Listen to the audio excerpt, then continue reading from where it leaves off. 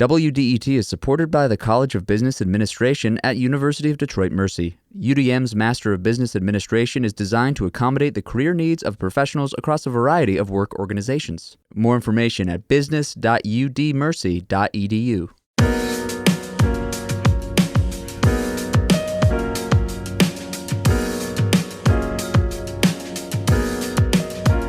It's the Metro on 101.9 WDET FM. I'm Tia Graham. And I'm Nick Austin. Today on the program, we'll talk to Wayne County Executive Warren Evans about why he wants to expand smart bus service in Wayne County and what he believes that would mean for public transit in the area later this hour. But first on the Metro, this month is Men's Health Month. One thing I think about often, oddly enough, is the suffering men do in silence. Whether it's physical or mental pain, it often goes unsaid or unnoticed. But what can be done to encourage men to talk more to each other and doctors about health and wellness? And we're not talking gym bros here. We're talking everyday wellness, what you eat, listening to your body, and being proactive. A 2022 Cleveland Clinic survey of 1,000 men found that 55% don't regularly get health screenings. Men of color are less likely to see the doctor. 63% reported not doing routine visits. But why is this the case? Right now, we're joined by Dr. Isaac Powell. He is a professor of urology at Wayne State University and encourages men to regularly get checkups. Dr. Powell, thank you for joining the show and talking with us about men's health. Yes, no problem. So why aren't men going to get regular checkups from your experience? Well, my experience goes back a long time, and I've been very concerned about this. And one of the things is that I have a slide that says real men don't get sick, and when they do, they don't admit it. And another issue is men take better care of their cars than they do their bodies. Now, why are those things happening? I don't know. I think it's what we call machism. Men really are not supposed to be sick. It's women who are sick or get sick and go to doctors on a regular basis. I tell the men all the time, but they live longer than we do, so they must have the right methodology in terms of living in life and taking care of the body.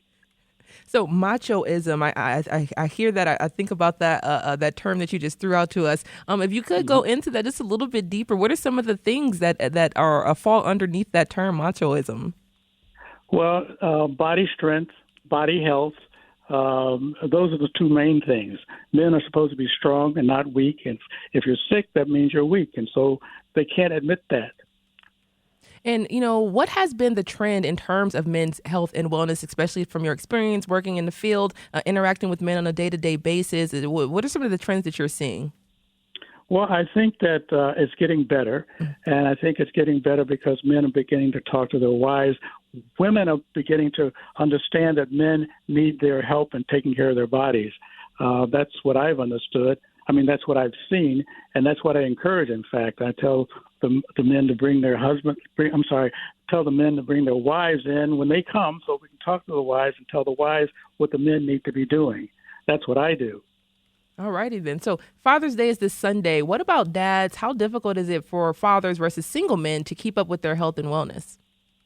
How difficult is it? Yeah. What's the difference there? It's not difficult. It's just their mindset. It's just a different mindset than women have.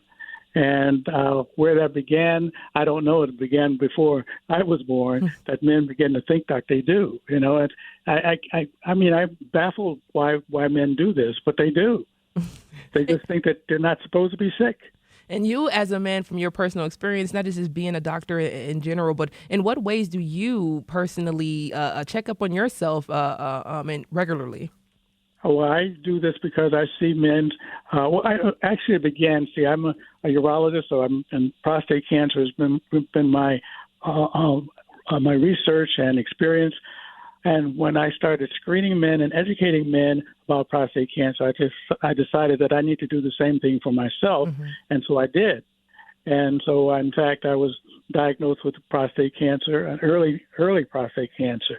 And so that's one of the main problems. Men don't come in for screening as they should, and often they're diagnosed with more advanced cancers and more advanced diseases, and so are more likely to die from these diseases than are women. So, it's my personal experience is based on what I see in my practice. And when you are in your practice, what advice do you give men who may think something is wrong or maybe just saying, just like you just said, that machoism, just be a man? What advice do you give men? I say, do you want to see your grandchildren grow up and graduate from school?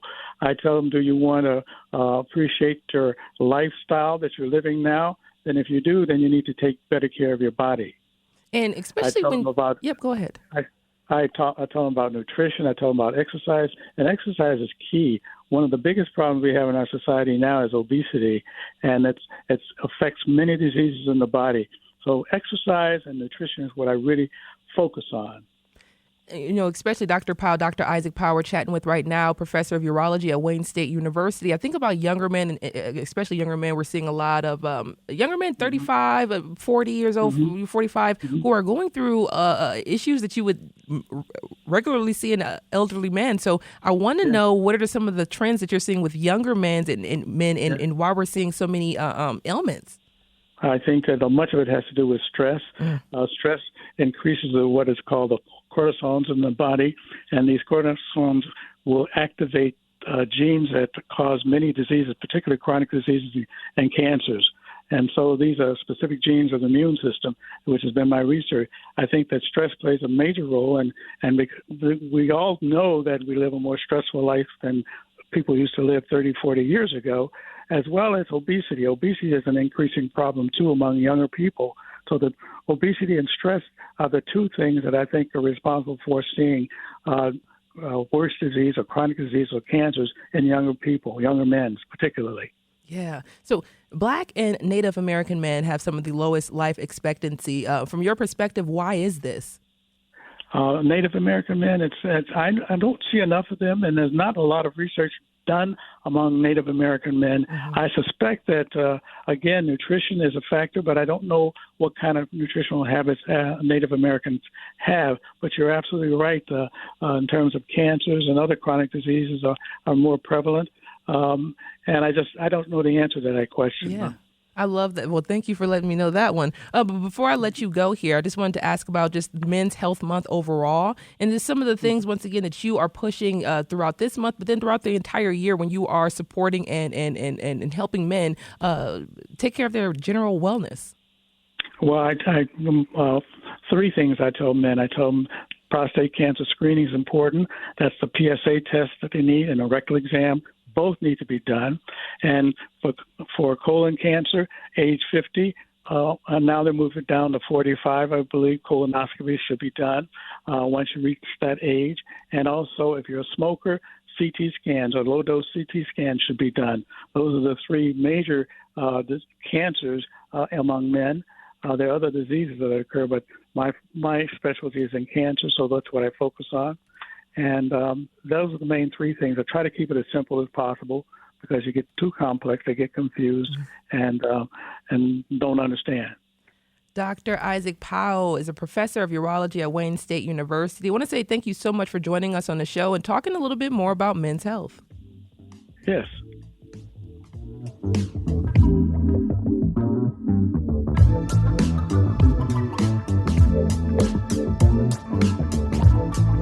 It's the Metro on 101.9 WDET. That was Tia Graham. I'm Nick Austin. Tia, it looks like it's going to be too hot. For you, Nick. For me. Yeah. For you. For me, I'm living in the lap of luxury. How is 92 degrees and rain showers, as we're expecting today, the lap of luxury, Tia? Please explain this to me. Summer rain. Summer rain? Summer rain. I'm only familiar with purple rain, courtesy of Prince, Tia. Outside of that, I have no interest in your 92-degree rain. I can tell you on Friday it will be partly cloudy with a high of 80. Saturday also will be mostly sunny with a high of 80 degrees. Sunday will reach highs of 86, mostly partly cloudy skies. I see Monday here. I don't believe it. So we'll just move on from there because that is a far time in the future. Yeah, Monday, you didn't want to say it, but for those to be prepared, it's 95, expected 95 degrees on Monday. So definitely get the sunscreen out, make sure you're all good to go because it's going to be a hot one that day. Not looking forward to it at all. Yeah, well, that is going to be pretty hot. But what is also hot right now is the prices of homes in Detroit. And coming up, we'll talk about why a new report demonstrates that home prices in the area are some of the most overvalued in the nation. Keep it locked right here as we return on the Metro.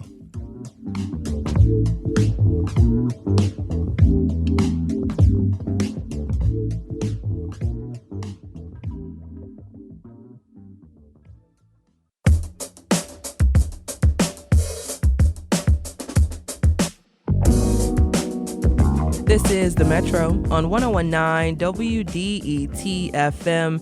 Nick Austin is here. I am Tia Graham. He's about to bring us a really cool conversation next about housing in Detroit. But Detroit Mayor Mike Duggan and city leaders celebrate the restoration of the historic Dodge Fountain in Hart Plaza. That's today. The city used more than $6.5 million federal dollars on the project, and that is happening at 2 p.m. this afternoon. Yeah, that's pretty cool. Fountains are always fun. Maybe having fountains in your city help drive up prices, right? People are saying, I need to live by the fountain. I need to live in the city where we have the historic Dodge Fountain in Hart Plaza. It was really cool to see that, of course, as part of all of the events, festivities, music that we've had over the summer. But it does come back to, as you mentioned, Tia, these home prices. It's something we've been tracking here on the Metro. People trying to get into more affordable housing. We have an issue with it here in Detroit, not just in Detroit, but it's happening statewide, nationwide. But would you believe home prices right now are well above historic norms? At first glance, it seems in line with national trends as home sales dropped to their lowest level in nearly 3 decades last year. But this trend is showing signs of reversal nationwide. Home prices are falling in nearly half the U.S. states, as we've seen this past month. Local home buyers, however, they're not seeing the relief. Recent research from 2 professors in Florida reveals that home buyers in Detroit are paying the second highest premium in the nation when compared to historic averages.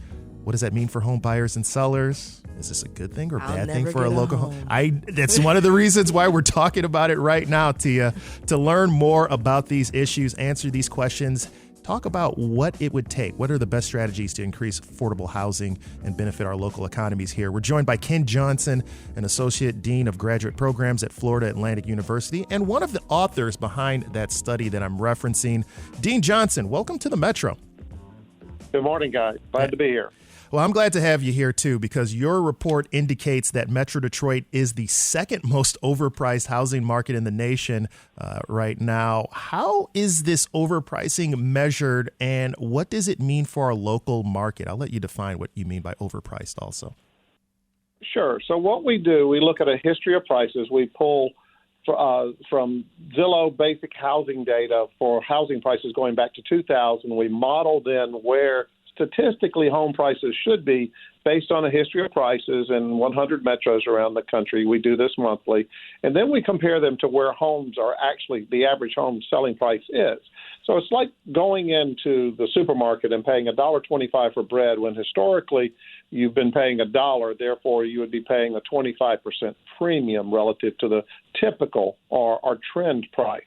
So in Detroit right now, unfortunately, the average selling price from Zillow is right at $252,000. When we statistically model where prices should be, that should be closer to $180,000, which puts you at roughly a 41% premium, and unfortunately the second most overpriced market in America. In a recent article in Crane's Business, as I let that sit in, you were quoted as saying you worried about the Metro Detroit market because it shouldn't be going up, especially this rapidly, noting also that Detroit is going up faster now than at any time in the past 30 years in terms of property appreciation values and price.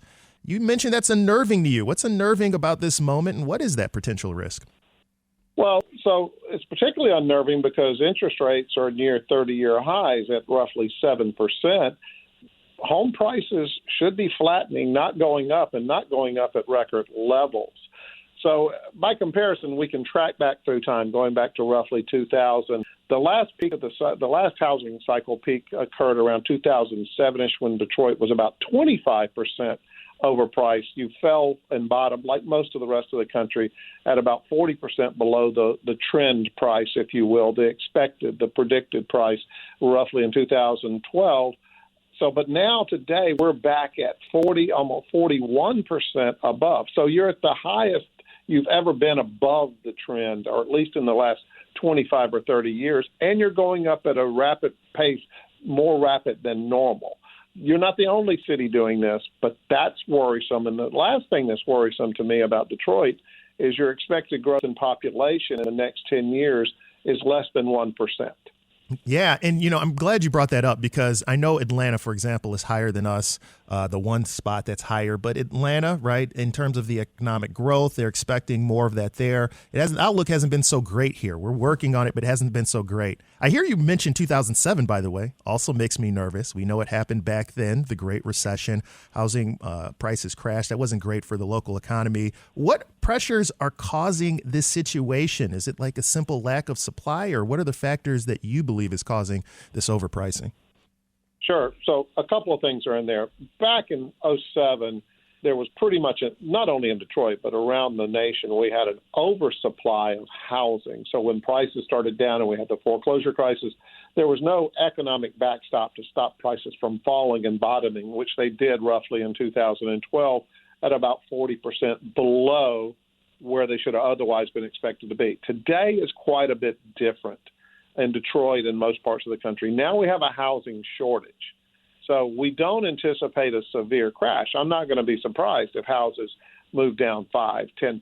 We saw that in Boise. 18 months ago, Boise was leading the nation in terms of being overpriced in the 60% range, and they're kind of midway in the ranking today. So their pricing fell, and now it's leveled off.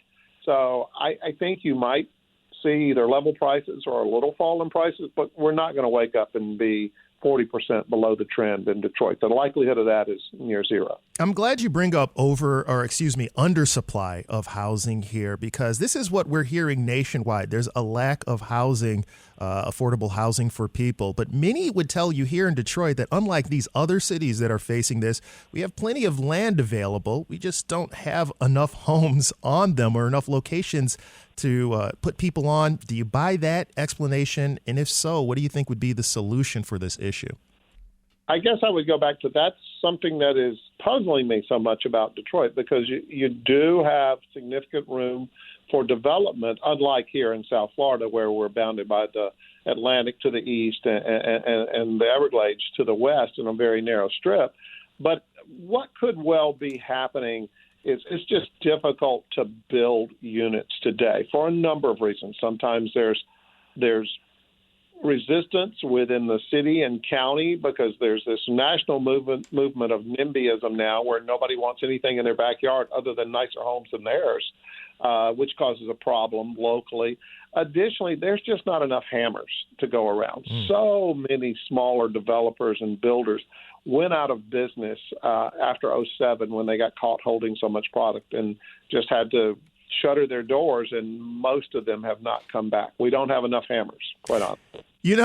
I love that you bring that up. We've had some recent conversations with a couple of people who mirrored exactly what you just said there, which is interesting to me, again, as we speak with Ken Johnson, Associate Dean of Graduate Programs at Florida Atlantic University, and also an expert in home buying and home markets. You mentioned the issues with supply, not having enough hammers, not having enough places to build these units, NIMBYism, not in my backyard, people resistant to getting affordable units in. Let's think about solutions then with some of these problems. For example, would creating more multifamily units like duplexes and apartment complexes, could that be a solution? Is that a more efficient option to get more homes out there for people? Or do you think that would be not necessarily the best place to focus?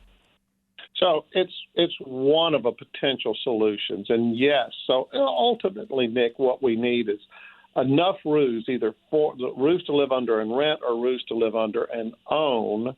And when you have enough roofs, then you can start to see prices moderate. Right now, you simply don't have enough roofs to live under in the Detroit area, given the population, albeit not going to grow so much or expected to grow the next 10 years.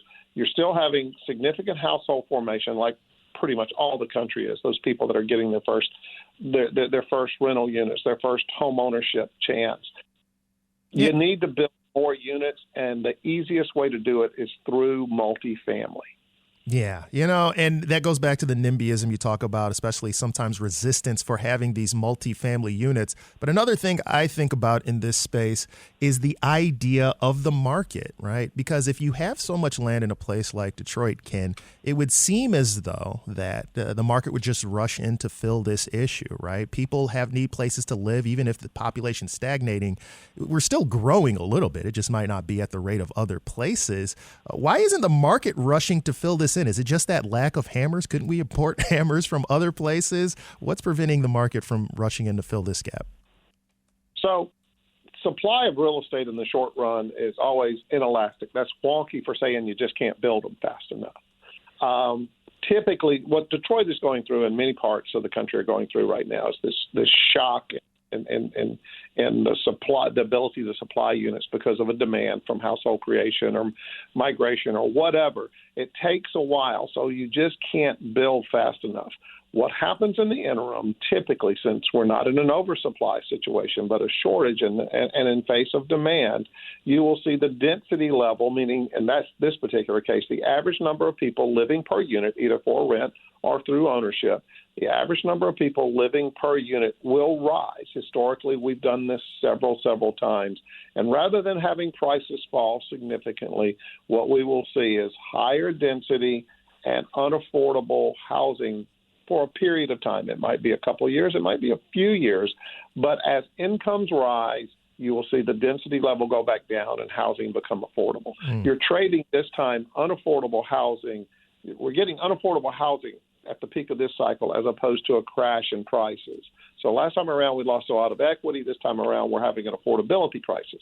If you remember back to 07, pretty much by 08, 09, as prices started down, we stopped talking about unaffordable housing because the market was making it affordable via the crash. We won't see that this time. Yeah. Well, last question for you then, Ken, before we let you go. If you were to pull a policy lever, if you had the ear of our lawmakers here in the city, in the state, to try to correct this issue in the best way possible, as quickly as possible, what's the one piece of advice that you would give our lawmakers on where they should focus or what they should do to help alleviate this pressure and problem? Green light permitting. You're not the first person I've heard that from, Ken. So simple, but something we could do. Oh, my gosh. Appreciate that much. Ken Johnson, Associate Dean of Graduate Programs at Florida Atlantic University and the co-author of that the housing market rankings out of Florida Atlantic University. Thanks so much for joining us on the Metro. Thank you.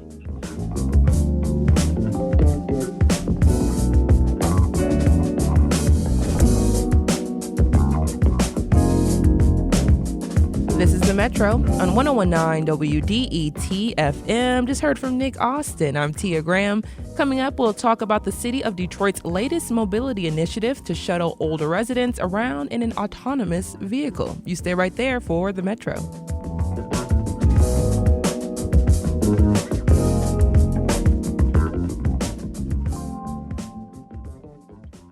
WDET is supported by the College of Business Administration at the University of Detroit Mercy. UDM is offering a new Master of Science degree in ethical leadership focused on sustainable, ethical, and inclusive problem solving.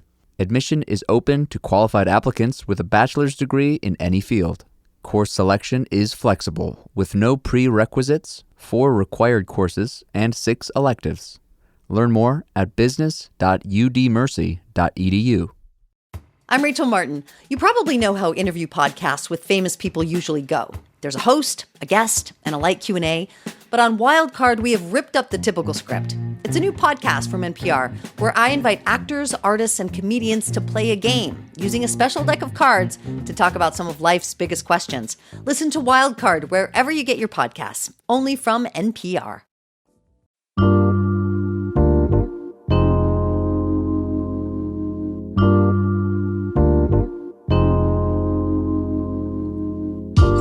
The Metro on 101.9 WDET. I'm Nick Austin. And I'm Tia Graham. And this is the Motor City. But not everyone has access to a motor vehicle. In fact, 1/3 of Detroit residents don't own a car, and that hinders some of the most vulnerable residents in the city. But Detroit is working to offer more transit options. The city's Office of Mobility Innovation, the Michigan Mobility Collaborative, along with May Mobility, is launching a free autonomous vehicle shuttle for residents 62 and up and living with a disability. The Accessibility Autonomous Shuttle service will begin service June 20th and run through 2025. Joining the show now to give us the details about Accessibility, the autonomous shuttle, and everything we need to know is Tim Slusser from the City of Detroit Office of Mobility and Innovation. Tim, thanks for joining the Metro. Absolutely. Great to be back. Yeah. So how long has the Accessibility Autonomous Shuttle service been in talks? So we actually have been in discussions about this for, like 5+ years, right? It's a federally funded program that is going to be deploying here next week on the 20th. We start to accept our first riders. We've got a little over 50 individuals signed up right now. We're hoping to get over 100, and potentially, depending on the demand of the individuals using the service, maybe even more than that. So, but we're super excited about it. As you mentioned, it's targeting our older adults population, individuals that identify with a disability here in the city of Detroit. It's an opportunity for us to really see if this technology can make a difference and move the needle for these demographics to improve their quality of life, improve their independence and ability to move around the city. And why are you all so confident in this pilot program? Yeah, so May Mobility is a fantastic technology provider. In addition, huge positive. They're a Michigan-based company. They actually deployed in the city of Detroit back in, I think it was 2018, pre-COVID, in partnership with Bedrock, moving employees around the city. So there's a lot of history behind their technology. They've seen success in other markets. So we're very confident in that. But I do want to mention, this program is going to have what is referred to as a safety operator behind the wheel at all times when the vehicle is operating. So there will never be an instance where the vehicle is, without anyone behind the wheel to take over should something arise. We know that this technology is still new, is still growing. So we think we're striking the right balance here in the city of Detroit by maintaining that safety operator in the vehicle. That was literally one of my questions. I have senior parents, and I brought this idea up to them, and I said, "Would you be willing to do something like that?" And they said, "Not without a person there." Yeah. So just to have that confidence there, I think a lot of people will feel a little bit more comfortable taking the shuttle. So how much of a barrier is lack of transportation in the city of Detroit when you all saw the need for this? It can be a huge barrier for certain individuals, right? You mentioned, roughly 1/3 of our population here doesn't own a vehicle. If you look at the individuals who don't even have regular access, maybe a friend or a family member owns a vehicle they can borrow from time to time, that number increases. And so, we really wanted to start to look for solutions, leveraging technology, because Detroit has been the leader in the automotive space for the last 100 years. The space is changing dramatically and fast. And we need to make sure that we continue to maintain our leadership. And so by incorporating these types of technologies, we're not just providing solutions for Detroiters and their mobility needs, we're also providing solutions for Detroiters that want to participate in this industry, right? They now have experience working on these vehicles, calibrating sensors, all those sorts of things that as we go further and further in this space, we're going to have a talent pool that companies can actually leverage and then therefore be interested in coming to Detroit. So it really is a win on many levels for us. I just think about Michigan Central and some of the things that it aims to do as well, and it kind of lines up with what the city's trying to do, just moving innovation and mobility forward into the future, I guess you can say. But as well, you had a press conference yesterday. Detroit Mayor Mike Duggan spoke about the autonomous vehicle program, and this is him speaking about how it works in other cities around the country.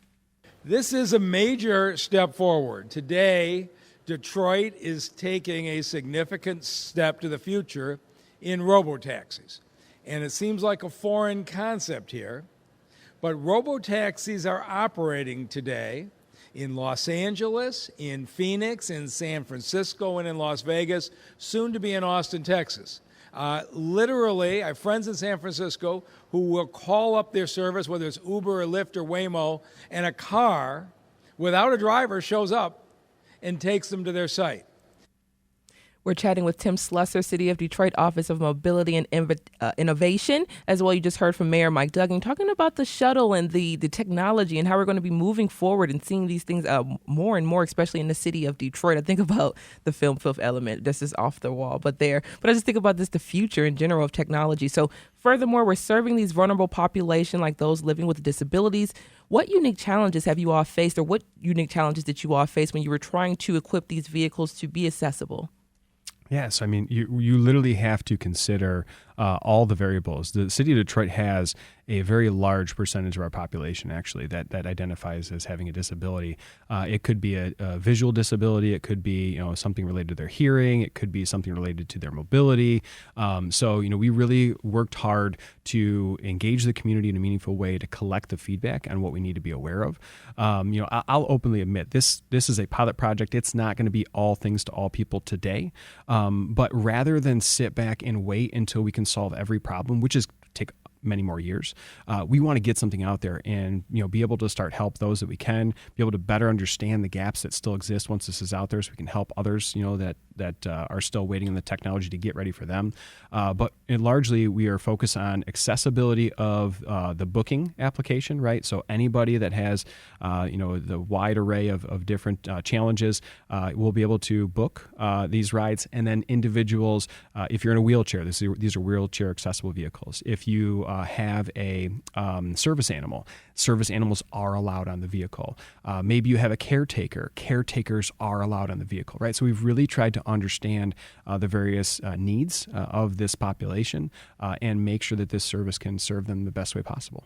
So moving forward, of course, and you said this is just a pilot program. You're still testing things out. You're still trying to figure out things. This is running through 2025. So you're going to be doing a long chunk of data collection and just figuring things out as you go forward. What are some of the things that you are looking to find out or learn?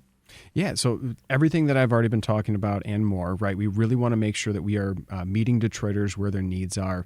Today, the service, for example, can only go point to point, right? Meaning this is kind of a transit system meets an Uber or a Lyft type model. You call for a vehicle, but you have to go to the stop, right? Now, we've tried to locate those stops where these populations are, right, where they need to go, where they've identified for us they want to go. But it's not perfect yet. We can't go straight door to door, right? That's something we want to accomplish here in the future. We can't quite cover the whole city of Detroit just yet, right? So we're working and taking steps towards this and collecting that meaningful input from our community and from our participants that are going to be part of the program along the way. And my last question to you, I know it's going to be really, really tight-packed question here, but it's the Toyota State of Sustainability Challenge. So we're going to switch lanes here really quickly. But that Toyota Sustainability Challenge, it is Detroit is selected for it. It's a really, really cool project that's happening in Eastern Market to make Eastern Market more sustainable. So in what ways are you going to use this challenge to make Eastern Market more sustainable? Yes, so thank you. So it's the Toyota Mobility Foundation. They put on the Sustainable Cities Challenge. Detroit was one of over, I think, 200 applications across the world. And we won an award. We're one of only three. So there'll be $3 million that are coming from Toyota Mobility Foundation to fund this challenge. Applications are already open. So you can come to our city website. So just search Office of Mobility Innovation, and it'll take you straight to our website. You can find out the information to apply. But it's all about reducing, fuel consumption, diesel engine runtime, empty miles, things like that. Trying to increase efficiency. So it's meaningful steps we can be taking today to get to that fully sustainable future, right? It's not the flip of a switch and going from, emissions to zero emissions instantaneously necessarily. And it's a very wide, broad, open opportunity. It's not just about whether or not you can consume fuel. It could be related to, other technologies that improve the efficiency of the routing of the vehicles that are traveling and all that sort of thing. So, we don't know what all the solutions might be, but we're casting a very wide net to try and see what types of innovators apply. And then we're going to work directly with companies in Eastern Market to fit the right needs with the right technologies and go from there. So we're really excited about it. Yeah, we're going to talk more about that. We're going to have you back on to talk more about that in I'd the near future. Yes. So Tim Slessor is from the City of Detroit's Office of Mobility and Innovation. Thank you so much for joining us on the Metro, letting us know about the new shuttle program that's in the works, as well as letting us know about that Toyota Sustainability Challenge. Thank you. Thank you.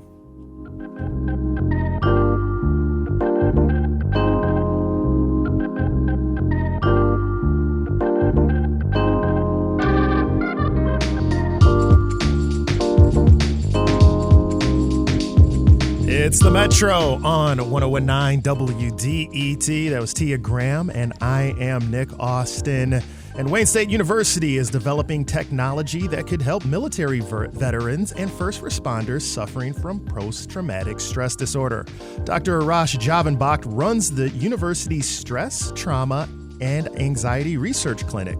WDET's Amanda LeClaire spoke with him about what virtual reality can do. Augmented reality has the advantage it will mix the real and unreal. It's like I give you a pair of sunglasses. You wear these sunglasses and you see what is around you, but then they are able to overlay virtual objects in your environment. So people who have been trauma exposed, like veterans or first responders that we work with them a lot, their brain goes to fight and flight mode. It is aversive and afraid of anything that could be a threat.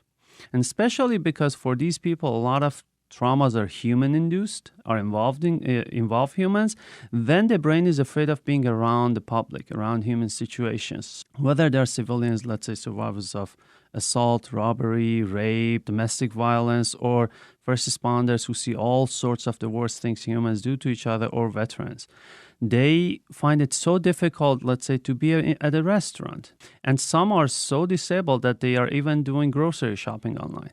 So we thought that would be a very cool possibility for exposure, because if a patient, again, comes to my office and has this social avoidances, I cannot do it in my office. So we started working with basically the real world industry and started creating these digital humans. For example, the same room, I can turn it to a grocery store. Basically, you wear the goggles, you see me, you see what is around you, and then some shelves appear around the door, around the room, and a digital door opens on the wall, and digital humans come in, and you start interacting with them. This could be used, per se, to help people who have difficulty leaving the house in general or who have social anxiety even, right? True. And then beyond PTSD, as you said, autism spectrum, any condition that is difficult to interact with other humans. I want to go back to something you said. You used the words military fatigue. The goal of this study here and the grant from the Department of Defense is to work toward specifically PTSD for veterans.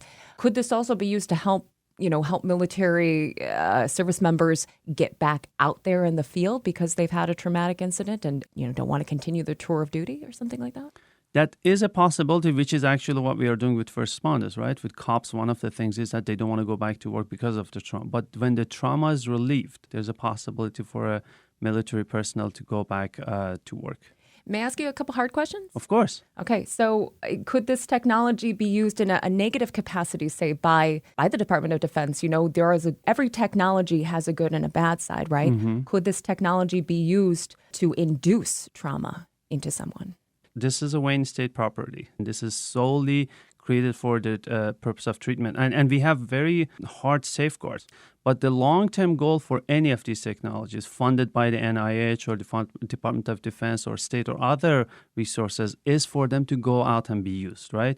Everybody involved in funding this would want to push us to go out and commercialize this when it is fully ready, so that every clinic that is dealing with PTSD patients, not only military, as I said, civilians, first responders, because trauma does this to humans. And this is a technology solely developed for treatment of those suffering. And it's not just the person, it's their family, it's their kids. So this is something that will help beyond the person, to the family and to the society. And that's our goal, and that's where we are focused.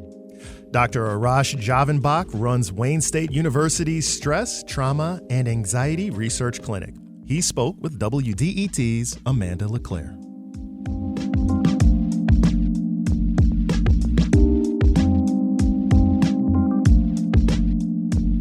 This is the Metro on 1019 WDET FM. Just heard from Nick Austin. I'm Tia Graham. The state of Michigan is requiring more biosecurity measures on farms. That's because a recent outbreak of bird flu in dairy herds. Cases first showed up in Texas earlier this year, but Michigan has now reported the most cases in dairy herds in the country. In this story, reporter Izzy Ross looked into the possible dangers that could be caused by the H5N1 flu. The state has said the flu is a threat to animal health, human health, trade, and the economy. And its jump to cattle has officials worried. Tim Boring is the director of the State Department of Agriculture and Rural Development. We want to make sure that we're limiting the further spread of the virus so that we're continuing to protect human health, and we don't have so much virus in the environment that could potentially mutate and affect humans in a different way. In other words, right now the risk to humans is low, and they want to keep it that way. Farmers, therefore, face new biosecurity requirements, things like limiting the number of people and animals coming in. The Stonics have what's called a closed herd. We raise our own, so they don't come up against other herds that have been in other states or other places. So they've all been raised here. To lower the risk of infection, the state says farms should also name a biosecurity manager. The Stonics appointed one of their adult sons. Well, he's the one that designated the security or the perimeter, and he's the one that's supposed to keep the log of who comes and who goes and their purpose for being here and how long they were here. Has to all be documented. So how did the virus jump from birds to cows? Right now, scientists aren't sure. You know, I'm a virologist by training, and my other virologist buddies and I all have to admit none of us saw this coming. Kim Dodd is the director of the Veterinary Diagnostic Lab at Michigan State University. We didn't expect to find high-path avian influenza in dairy cattle, and to find that it amplifies so well, and that we have so much virus in the milk. And so that's really a big part of trying to understand, what do we do about that to be able to help control the outbreak? When poultry contract the bird flu, they're euthanized. That stops the viral spread. On the cattle side, these guys recover after a period of 7 to 10 days of mild to moderate illness. So those animals are still there and still producing virus while they recover, which gives individuals who are caring for them the opportunity to come into contact with that virus and potentially spread it themselves. Looming in the background is climate change. Its role in this outbreak of H5N1 is unclear.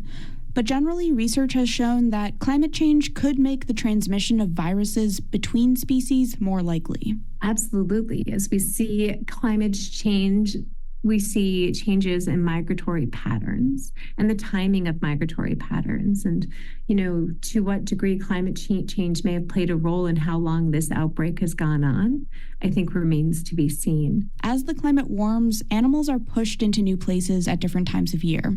That can create more opportunities for certain pathogens to infect new hosts. For example, the spread of tick populations has brought certain diseases to new places. So state agriculture officials say more safety measures on farms could become a bigger part of their approach to climate change. Dodd says Michigan's response so far has been relatively strong, and the fact that the state has seen so many positive cases is because it's testing for them. That was reporter Izzy Ross investigating the protections farmers are taking to protect animals and people from the bird flu. This is the Metro.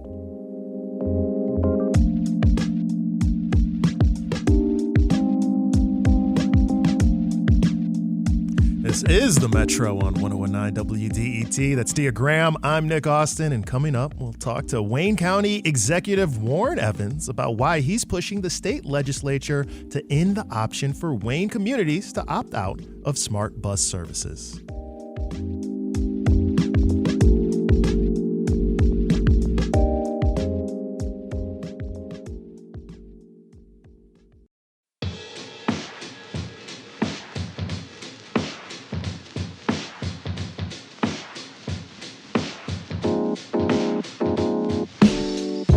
The Metro on 1019 WDET FM. I'm Tia Graham. And I'm Nick Austin. And in the Tri-County area, there's only one left that allows its communities not to opt out of, or allows its communities to opt out of smart bus services when we're talking about the counties here, and that's Wayne County. But that may be about to change. That's because Wayne County Executive Warren Evans is pushing legislators to change state law and allow local municipalities to opt out of smart. And it could be significant because there are 16 Wayne County cities that don't have a property tax millage to support smart services. So why is Executive Evans pushing to expand smart? How does he hope to accomplish that? And what might be the consequences if he succeeds? To discuss this, we have Executive Warren Evans here with us. Executive Evans, welcome back to the Metro. Yeah, and thank you for having me. So let's jump right into it. Why do you want to end the ability for Wayne County cities and municipalities to opt out of smart services? We need to have a regional transit opportunities for people, and we don't now when you have opt-out communities. It is really not any different than Macomb County or Oakland County that are all opt-in at this point. And it allows us to create transportation options that we obviously couldn't do if we had to avoid certain cities or going around certain cities or townships.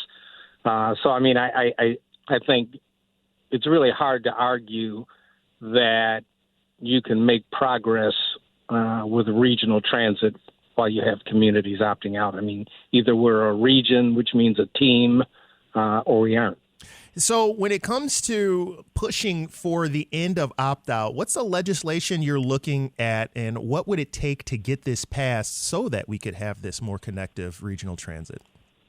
Well, we've worked with some legislators to start to draft language that would amend the existing transit law, which allows for opt-outs. Many communities don't, but it still allows for it. And so if we can amend the language to eliminate the possibility of opt-out communities, then the County Board of Commissioners can put on the ballot a ballot issue that talks about whether or not Wayne County residents want to have transit. Right. And you could put it to the voters finally, and they could have the final say on that to get it there so that we're in this region together. But I think what the things that you're implying or getting to is that there are some communities who have been resistant to them. The folks who say it would increase taxes for services they don't use, like this bus service. What would your response be to those concerned?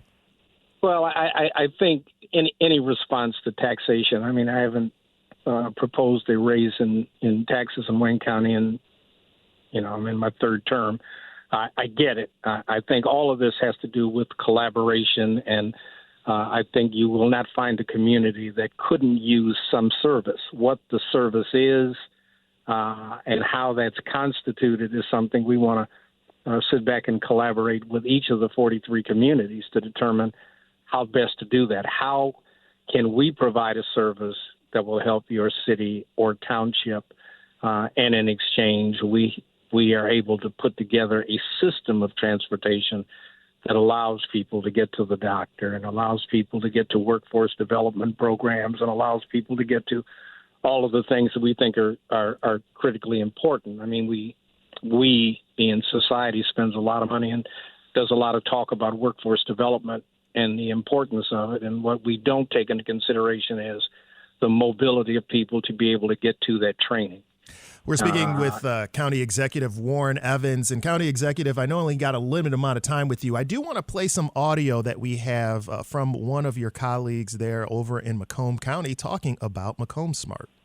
We were the first in, waiting for everybody else to jump on board, and it's worked for our communities here. What we did is, over that time frame, to where we're at today, there has been incremental increases in the millages to support, obviously, better and more transportation, more transit options in Macomb County.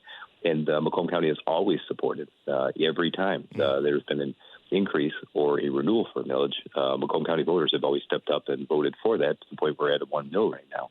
But with that being said, we tend to look at it working with our communities as, well, what do we need? What are we looking for? And finally, Oakland County has jumped on board. We're still waiting to see if Wayne County does, but far be it for me to tell them what to do and how to manage their affairs. County Executive, when you hear those words, does that mean for you that getting this proposal across the finish line for Wayne County, does that put in regional transit, do you believe, or what would it take to get County Executive Hackle, County Executive Coulter on board to make sure that we can get this comprehensive for everyone? Yeah, I mean, I think they're there, and to do a comprehensive piece with Wayne County means Wayne County's got to get out of the opt-out kind of situation too, and we're really trying to do that. When people talk about transit, there's this idea that we're going to have a ton of capital costs creating rails and cars that fly 100 miles an hour and those sorts of things. And so I think the transit, what we're talking about is creating comprehensive bus service for people in the region that does the things that's necessary for them. And frankly, when we're working on economic development and a number of other things, it's necessary. I mean, we're seeing in some communities that the communities are aging out of existence. They are the population is old, and the kids are no longer staying. They're finding other places to go. One of the things that will help to salvage those communities and keep people living in them is if they have the mobility to go to places that younger people want to go now in a seamless, sensible way. Yeah, Executive Evans, thank you so much for joining us today on the Metro. I think we're hearing the same thing. Thank you. That's the Metro for Thursday, June 13th. You can listen to recent episodes online at WDET.org and make sure to subscribe to the podcast on your favorite platform. The Metro is a production of WDET, a listener-supported service of Wayne State University. If you like what you hear, become a member at WDET.org/donate. This is WDET FM, Detroit Public Radio, your connection to news, music, and conversation. Thanks for listening. Have a great day.